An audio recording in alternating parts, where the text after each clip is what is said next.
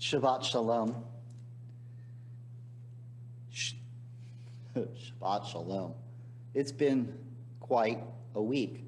It's not even really been a full week because the beginning of this week on Sunday and Monday we had Yom Kippur, and here we are 5 days later and it is already Sukkot. And immediately after Yom Kippur, you are supposed to start putting up your sukkah so that you can be ready for this festival.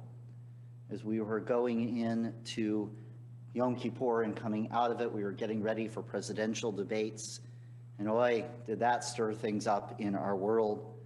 In the midst of all of that, we've been watching the NBA playoffs, and then we were watching the NHL playoffs. And if you're a Tampa Bay Lightning fan like I am and my family is, it's been a great week for us because we won the Stanley Cup.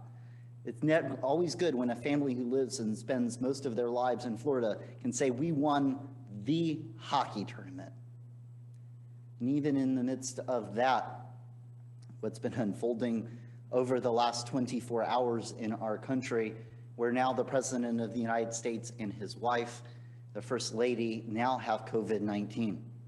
And so, and I stand here, and it's every week, and it's every month, and we say for Mishe Berach, and I feel like on some level it's Groundhog Day, because every week we're talking about it when we say prayers for healing, we're talking about it when we say the Kaddish, and here we are, and yet another layer, another fear, another what is this going to do between the political discourse in our country and the pandemic of incredible illness. Now the two of them have crossed in even more than they were before in much uncertainty. And so here I am, and I go back and forth talking to you. Talk to the discourse, or do you talk to the holiday? Do you talk to the value? What do you bring to a congregation? Do you say, look, I have no idea what or how to respond? Or do you say, this is what we're supposed to do, and if we can all do it, knowing that when I say it, saying stuff is so simple, doing that stuff, doing it over and over again is not so simple. And so here we are on this Shabbat, and the Shabbat of Sukkot is an incredible one because this celebration of Sukkot is so many different things all tied and all linked together. In Israel, in addition to being on full lockdown, I mean, think about that. On Yom Kippur in Israel, no one was legally allowed to go to shul because it wasn't safe.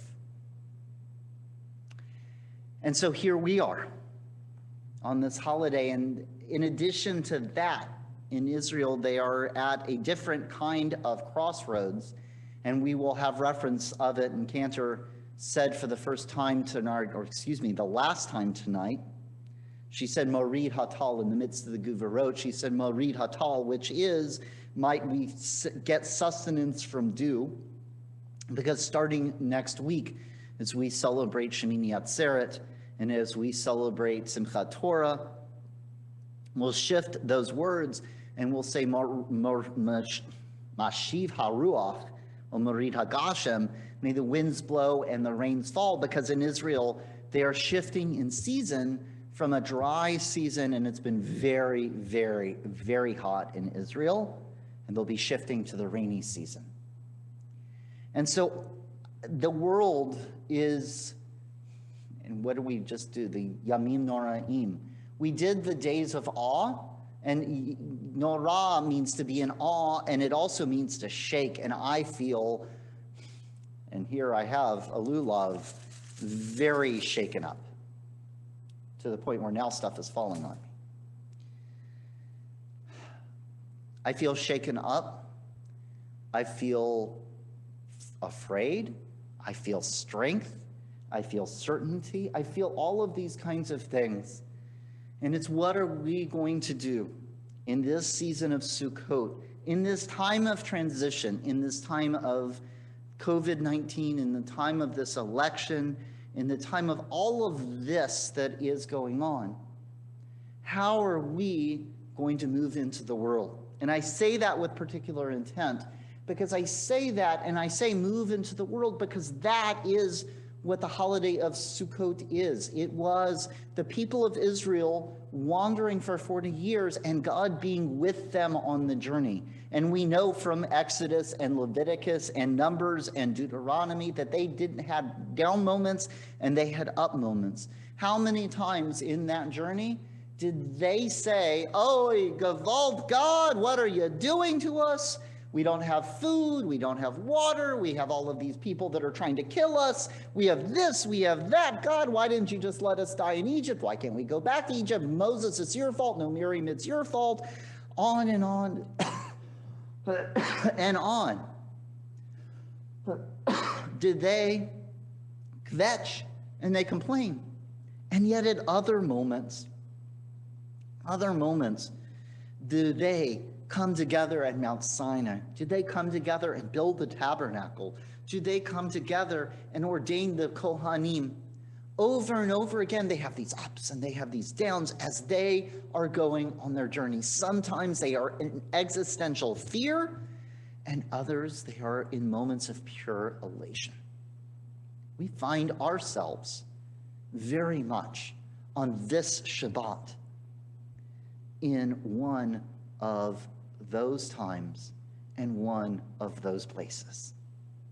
And so on this Shabbat, I draw your attention to the symbol of Sukkot. Because what do the people of Israel, as they're wandering, as God is with them, what are they living in? They are living in temporary huts. They are living in Sukkot, in tents, as they are going from one place to the other. And it's one of the reasons why on Sukkot we set up a sukkah and spend time in the sukkah. And one of the things that we are to do is feel vulnerable.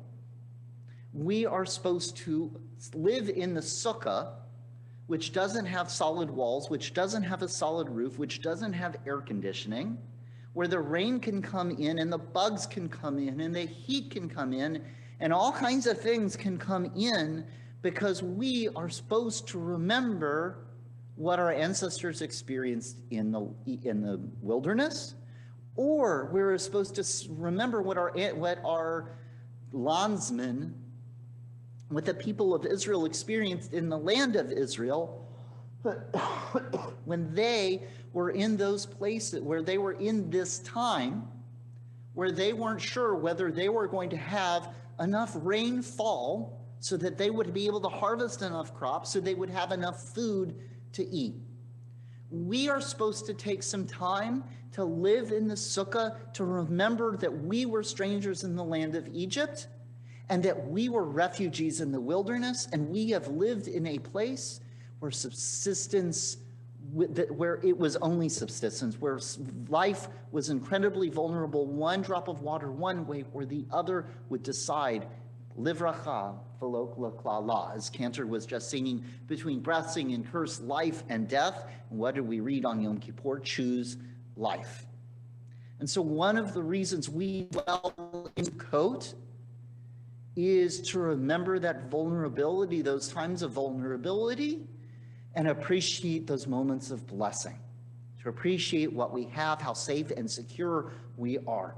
And this time and this place really, truly calls for that, for taking that time to imagine, for taking that time to be appreciative, for understanding and remembering and thinking about those who are in places of real vulnerability, whether it's physical vulnerability or political vulnerability or vulnerability of health, and how do we appreciate what we have and how do we make sure we take care of them?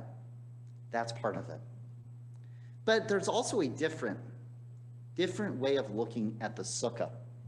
And I say that, and I'm excited that my brother and my parents are here to enjoy this Shabbat, because as I was realizing they were here, I was thinking this is very much what happened at our kitchen table growing up. And I know that, and I remember that because my dad and I were having this very conversation, not this conversation, but this kind of conversation. Last week, I was in the car, I was talking to my dad, and he was explaining what he was going to teach about Jonah. And I said, no, Dad, you got to teach it that way. And I can also then imagine Stephen, my brother, coming in and saying, no, wait, teach it that way. Because that is the beauty of Judaism. That is the beauty of that Rabbi Birnholz points out in Pirkei Avot, that turn it, for everything is within there. These symbols, these artifacts, these texts that we have, there are so many different ways of looking at them, to understanding who we are and where we are. So I share that piece about being vulnerable and understanding the vulnerability of others to give us a reminder to respond with Hein Chesed and Rachamim, with kindness and compassion and grace.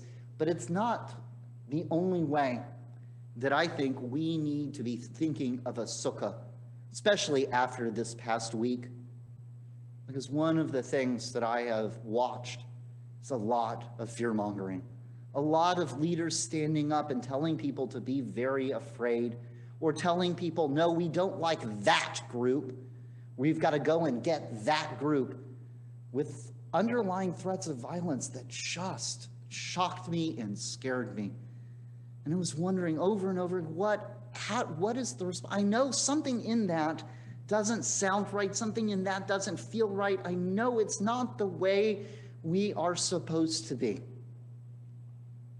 And it brought me to a very different image of a sukkah.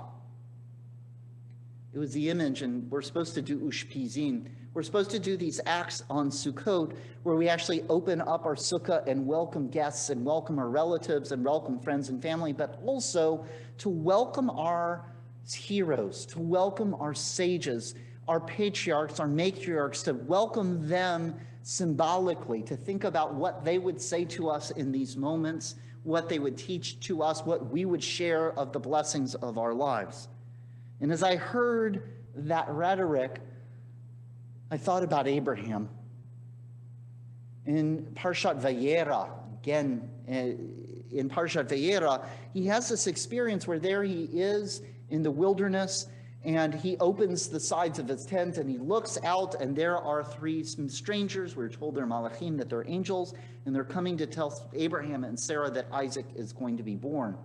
They're also there because of what's going on in Sodom and Gomorrah, right? Think about that. Here they're coming to tell him what? Two things. One is that Sarah is going to have a baby, and it's going to be the next generation, and their legacy will continue, blessing. And the other is, should we even tell Abraham about the problems, the political and social problems? Because if we tell Abraham, Abraham might go out and try to fix it. Quite stunning. That if we mention these problems, Abraham's going to come up with a solution. And so I share with you some of the solution that Abraham offers to us, because it's not that Abraham said this or Abraham said that, but actually there were things that Abraham did that I know I'm going to have front and center as I walk through this world, certainly during this week of Sukkot, but also very much into this year. And they are simply this: the walls of his tent were open. Not just so Abraham could look out, but so people could look in. There is something to be said for living our lives in such a way that we are not either living in our own fear or also living in a way, and part of Abraham opened his tent, there is nothing up my sleeves. I know my sleeves are buttoned and I'm not going to open my sleeves, but that's what Abraham was doing. Look, there is nothing up my sleeves. I'm not going to keep the walls of my tent closed, my flaps closed, so you all can be suspicious, afraid, fearful. What is this Abraham doing? He was saying, we don't want to live in a way that then causes others to be unsure and afraid. He opened up his doors. He reached out. He found ways of talking with people and connecting with people. And very shortly after this, there's this whole thing where Lot gets kidnapped. It might be just before this. I don't honestly remember. one side or the other. But what happened is incredible, because you have this whole episode where Lot gets kidnapped, and in the midst of Lot's kidnapping, they come to Abraham and say, look, we need your help. And what does Abraham do?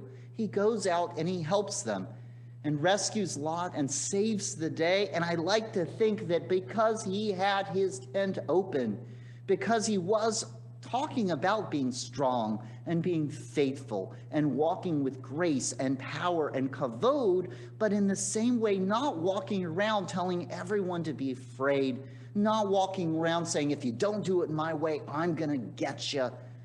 He had a different energy, a different tone, a different way of looking at the world. And so as we walk into our Sukkot, and we look out through our walls, and I hope that we will realize they were open and find ways. And this year is even harder because we can't gather in the sukkah, because we can't invite our friends. But are there those ways over the course of this week, with something more, that we change the tone and move from places of fear and move from places of darkness and move from places where we compress others around us to places that raise everybody up. As I said when Cantor sang, Ufros Aleinu Sukkot Shlomecha, truly, truly, truly, this week, this year, we need God, Ufros Aleinu Sukkot Shlomecha, to spread a sukkah of peace over us. We need shalom. But also, can we be like Abraham? Can we, ufros aleinu sukkot shlomecha, in throwing open our doors, in reaching out, in looking out, in drawing in, can we be big and grand and full of light and love?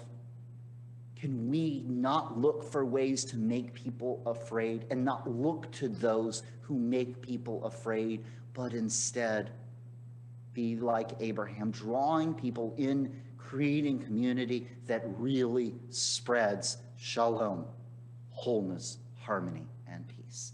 Amen. Shabbat shalom. Chag sameach. Let this be a holiday where instead of klala, instead of curse, instead of mavet, instead of death, we bring bracha and we bring simcha, joy and blessing. Amen.